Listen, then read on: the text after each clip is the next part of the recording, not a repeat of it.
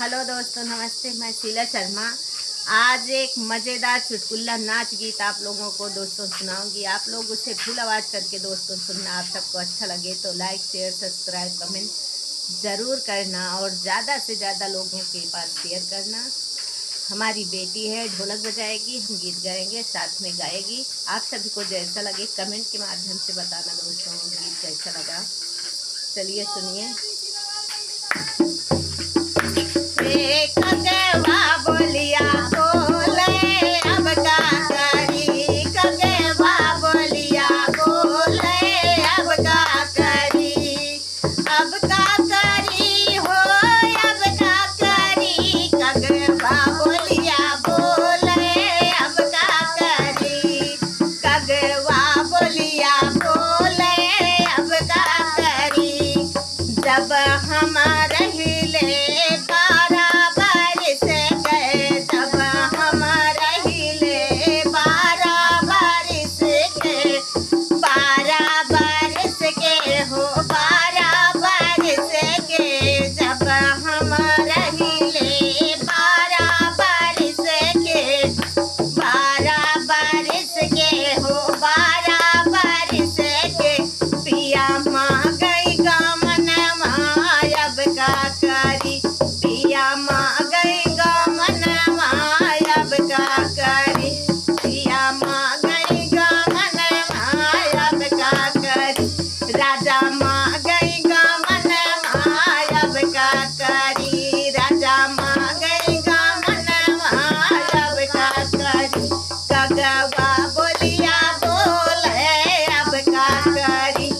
कगवा बोलिया बोले अब का करी।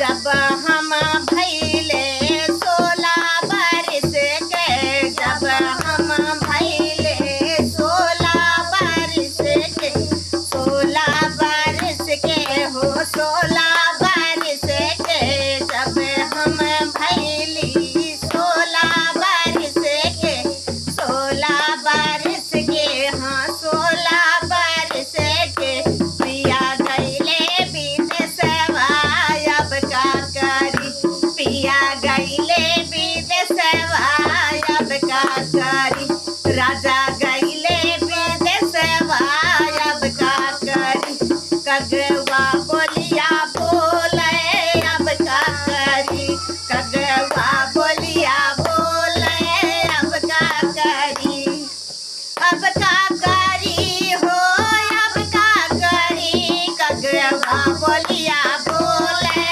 अब का करी। काहे सुने पिया आईबो कैले, काहे सुने पिया आईबो कैले, संग लाए सवतिया अब का करी, संग लाए सवतिया अब का करी, अब का करी हो, अब का करी, संग लाए सवतिया अब का करी, कगवा बोलिया बोले अब का करी, कगवा बोलिया बोले अब का करी। अरे दे तू ना मोरी सासी धना तलवरिया, दे तू ना मोरी सासू धना तलवरिया, तजियापन परनवा अब का करी, तजियापन परनवा अब का करी, अब का करी हो रामा अब का करी, तजियापन परनवा अब का करी, तजियापन परनवा अब का करी, कगवा बोलिया बोले अब का करी, अब का करी हो, अब का करी, कगवा बोलिया बोले अब का करी, कगवा बोलिया बोले अब का करी। दोस्तों कमेंट करके बताना गीत कैसा लगा हमारी आवाज़ में।